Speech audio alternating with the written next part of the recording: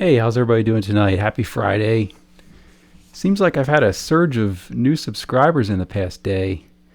I did a little video on double stops, and honestly, I didn't expect it to take off too much, but looks like you guys watched the heck out of that video. So I'm back. I'm trying to step it up a little bit, and so I'm trying out a new setup and just sort of mess with the lighting, trying to get my mic levels right, and I'm more of an accidental YouTuber than anything.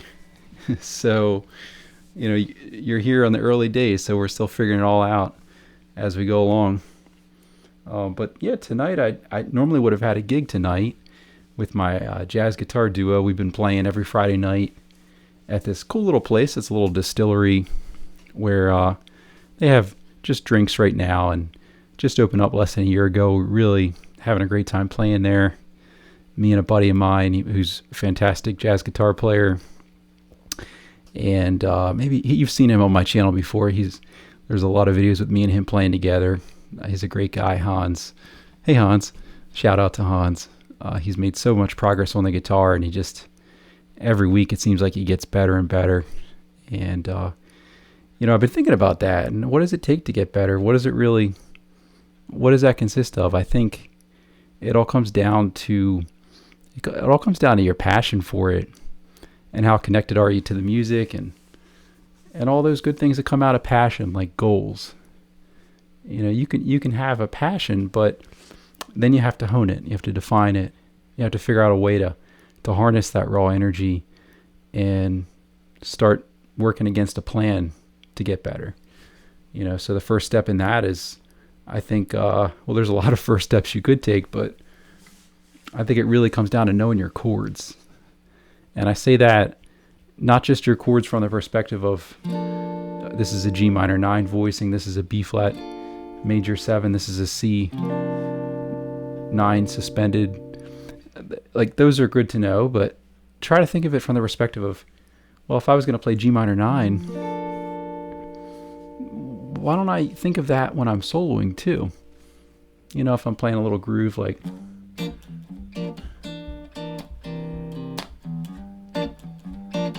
just G minor 7 to C7, why not call upon all that knowledge you work so hard to get in memorizing your chord voicings and use that in your solo somehow? Maybe like, and it becomes this sort of a structure or a framework that you can, like a blueprint. The chords become a blueprint for your solo. And when you run out of ideas on one chord shape, that's when another chord shape comes in. B minor 7 on the G.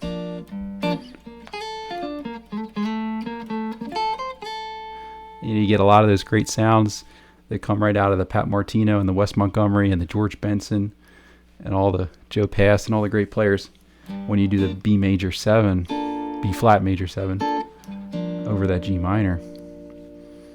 Yeah, so that's kind of the message for today is know your chord shapes, and don't be afraid to use them when you're soloing.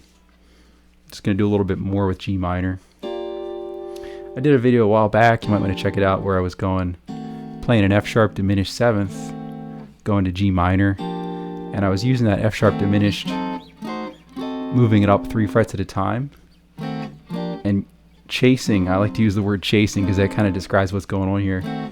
Chasing the G minor voicings with the F sharp diminished 7th. And I think it gives you a very mature and connected and smooth sound right out of the box, because now you're playing a chord scale. You're playing that scale. You're playing a really satisfying, kind of bluesy scale. It's got the flat 5 in there on the G, the D flat on the 9th fret, 8th fret of C, B flat on the 6th fret of E. And it's got some unusual notes like an F sharp that you wouldn't normally find in a G Dorian scale. But you would find in the bebop idiom, in the bebop vocabulary all the time, where they would do. I'll show you what I'm doing there, and if you're curious about this, just leave a comment. I can go into more detail in another video, but I'm just doing 9th fret. I'm sorry, 5th fret. I'm playing the major 9th on the G minor chord. 5th fret here, 2nd fret there to the F sharp, G, and it's a little 3-note enclosure. And then I'm gonna just outline the G minor triad. I'm gonna go 4, 2, 3. Yeah.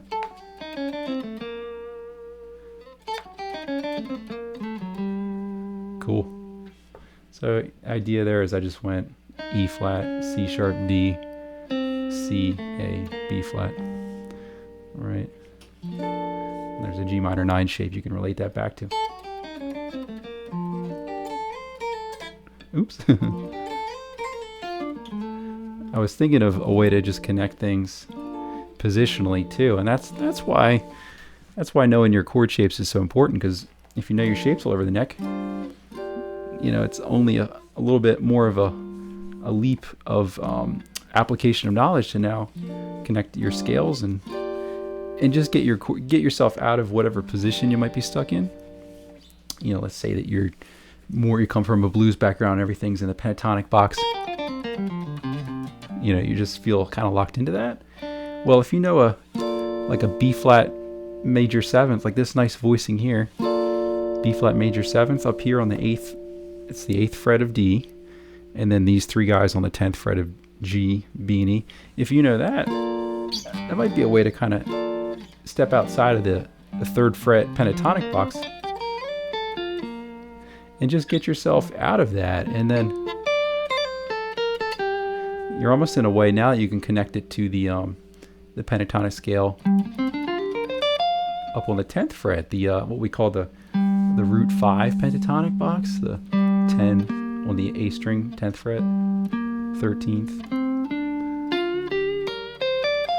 You guys know that one. But you can use, it's like on the way there, you've got your root on the 6th pentatonic on the way there. Why not think of one of those voicings like B flat major 7? Here, let me see if I can figure out an example. So if, let's say you just do pentatonic. Now you go into the voicing. And then now you kind of go into the next voicing. And now you're right here in the pentatonic box. I'm not saying that's the most melodic thing, but at least it gives you a series of stepping stones to get around the guitar fretboard. And it all comes back to just really knowing your chords and leveraging them along with your knowledge of scales. And honestly, it all comes down to melody. So think of your chords melodically. Think of, you know, one of the things that I like to do is we're always taught to think of our chords from the lowest note. Okay, what's the note on the low E? Okay, it's 3rd fret of low E, it's G. Think of what the top note is though. You know, when I play this voicing here, 3rd fret of E, 3rd fret of D, 3rd fret of B. I'm sorry, 3rd fret of G, 3rd fret of B. Just 3rd fret all the way across. Think of that as like, okay, my melody note is D. That's what the listener is really hearing when you play that. The melody. And if you know that D's the melody in your tune, you can get away with a lot by changing the chord under it. I'll show you what I mean. Like, if you're playing solo guitar, this is your bread and butter right here of chord substitution, and what I would call allowable chord substitutions that sound good to your listener because you're not disrupting the actual melody note, which is staying as D.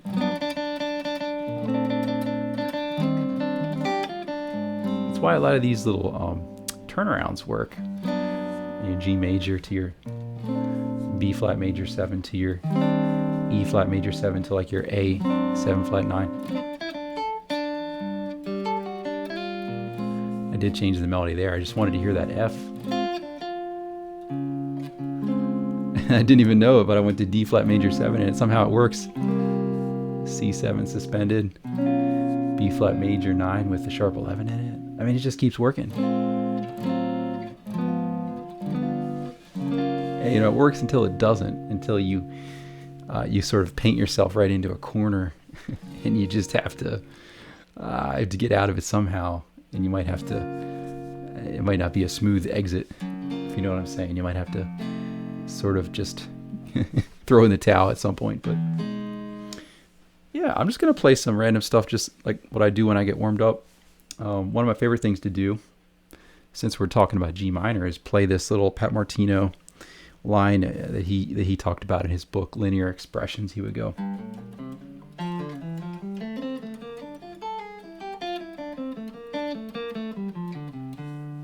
he would call that like an activity. I think that was his activity number 1.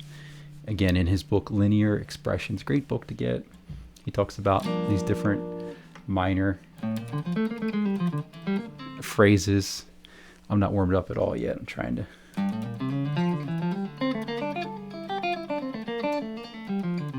I guess I just try to learn them by rote memory at first, and then there's little 4-note patterns in them that'll kind of pop up in your playing. You know, those little kind of enclosure, these little bebop-isms, or maybe a lot of those things are coming right out of that Pat Martino minor activity. And then he would do the second one. He would go up here. He'd start on the A on the 5th fret, and he would play still over like a G minor chord. He would go.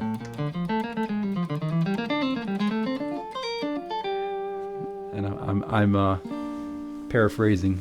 You know, it's not exactly what he wrote, but at least that essential little bit there is kind of logical, right? It's all, what it does is it creates motion over a static chord. And that's pretty cool. You know, it's pretty cool to have give the listener the impression that more is happening. There's more shifting contours to the music. There's more dynamic range. There's more harmonies that are being applied than just whatever your bass harmony is there of G minor. Yeah. So those are just things I'll do to warm up. Some of them just become kind of muscle memory. And I mean, that can be good and bad to have muscle memory that, as long as you're ingraining the right things into your muscle memory, and the right things are just things that you enjoy. Really, it's really, you know, don't let anybody tell you what you enjoy. Right? Let's say it again. So whatever you enjoy, it speaks to you. That's part of who you are as a player. So there's room for all of us to do our own thing in this music. You know, that's such a big topic. I'm just sitting here thinking about how to articulate that better, and that's what feelings are. When you hear something and it grabs you, and I'm not that necessarily really that little lick there grabs me a whole lot, but the things that you do when you first pick up the guitar, like first thing, just notice what you do. What chord do you go to? Do you go to like a G chord, like a major, or, you know, is it a major? Do you go to a minor chord? You know what I mean? Like, part of that is muscle memory, but it also reflects, I think it speaks a little bit about what's important to you, what your default is with the guitar, what your relationship with the guitar is like. So let's see, what else should I do? I've been thinking a lot about Charlie Parker. I just always, you know, I was just thinking back, like, I think the first time I ever actually checked out the Charlie Parker, like the Omni book that everybody learned, you know, everybody picks up a copy of that. I was just thinking this summer it's going to be, I think, 17 years. That's a long time, right? It's a long time to have been learning it. And I still don't, I'm not even scratching the surface with the Charlie Parker stuff. So it just shows you, like, I just wanted to say that. Like, I just thought about that today. When I was a kid, they had a pretty cool little camp up in Gettysburg, Pennsylvania, and it was I really got exposed to people that played bebop there as I was a young man, or I was a kid really, and in my teens, and yeah, it was the first time I really heard somebody sit down at the piano actually and just play all those little kind of, you know, Parkerisms and those little things that we love and we love to hear, and things that we associate with Charlie Parker. What else? He would do a lot of cool stuff that you guys can fill in the blanks there. You know what I'm talking about. But that music is just, it's so deep. It is so deep. And I was thinking today too about what I've heard Christian McBride, great jazz bass player, what I heard him say one time about, in jazz modern language, bebop is modern language. The language of bebop, even though, it's created in the 40s and 50s. I mean, that still has the essence of modernity baked into it when it's applied to your ideas, right? I mean, you don't want to do it verbatim, but the mechanics and the way that you connect lines and you use chromaticism is still something that is so relevant to what jazz is to me. Again, it might be different to you, but the way that we navigate a complex harmonic progression or get around 2 5s is, that's the bebop language still. Let's see. A lot of these little guys that are just kind of like of that flavor. And there's so much that's based on resolving the 7 to the 3rd. So if you're like 7 to 3rd, what I mean by that is like, let's say let's do a different key than just C major. Everybody does C major all the time. How about we do a G major?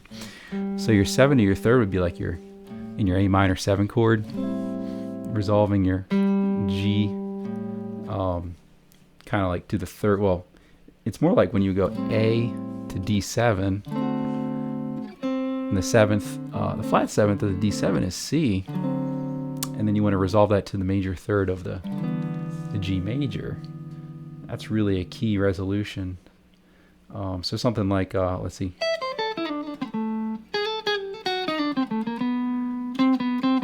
So whenever you're in the D7 territory, you want to end up going C on the D7 to B on the G.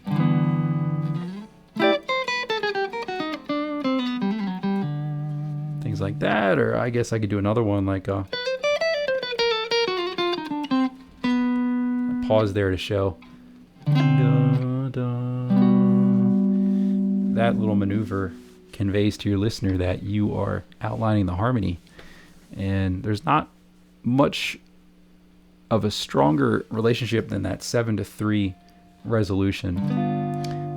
Just getting back to that, we'll talk more about that in detail. I'm just off the cuff tonight. I got another funny thing to share with you guys too. You guys have heard of this, all this AI stuff like ChatGPT. I just for fun, I was like, man, maybe I'll try to use ChatGPT to write the script to a video. You can tell this is not scripted, so obviously this is human generated content here. Oops, this is all generated by me, and no AI was involved in the making this video, at least not explicitly with the script writing. But I said like, can you write a script on the importance of Wes Montgomery to jazz guitar? And it was kind of scary how it just said, well, Wes had a, unique style of playing octaves with his thumb. And it was like, he had significant contributions. He influenced Pat Metheny and George Benson. And it just went on and on about all these things that I found to be completely true about Wes. And it wrote it in a way that, if I sat here and read it to you, you would be like, wow, this guy's video is great. I can't believe that. This guy really knows all about Wes. And just, I don't know where that stuff's going, man, but it is going to be, it's something else. Makes you wonder, like, where is it going to be in 2 years or 5 years? So we'll see. But, something about the music and playing music and the fact, here's the thing, I make mistakes all the time, and that kind of is part of my style.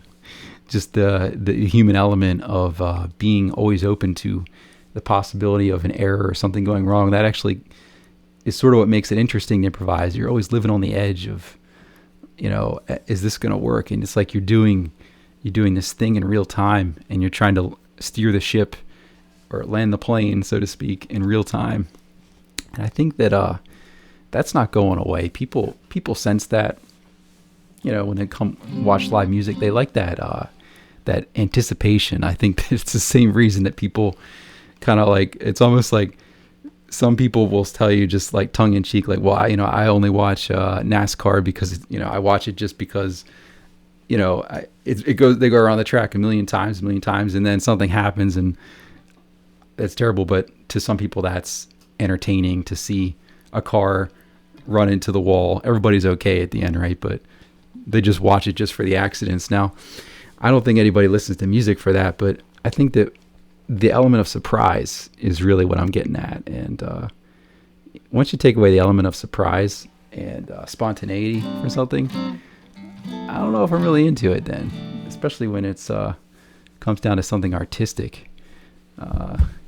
If it's something a little bit more technical, sure. I don't want any surprises when it comes to heart surgery or other serious matters that need to be precise. But if it's art, leave a little room for error, because the error might be where the errors might be pathways to not just exciting concepts, but new concepts too.